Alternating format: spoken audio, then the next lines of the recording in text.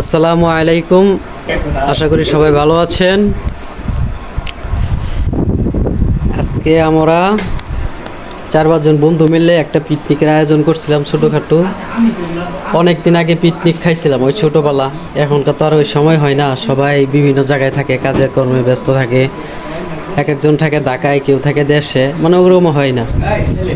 আমরা 5 জন বন্ধু মিলা রাত প্রায় এখন বাজে 1:30টা, আমরা এই গরুর মাংস দিয়ে খিচুড়ি পাক করছি আজ মাত্র 5 জন বন্ধু মিলে। হ্যাঁ, এই যে আমাদের রান্না, পুরাটা ভিডিও দেখাইতে পারি নাই তো, এখন আর খাওয়ার সময় তো বলতেছি যে একটু ভিডিও করে স্মৃতির পাতায় রেখে দিই।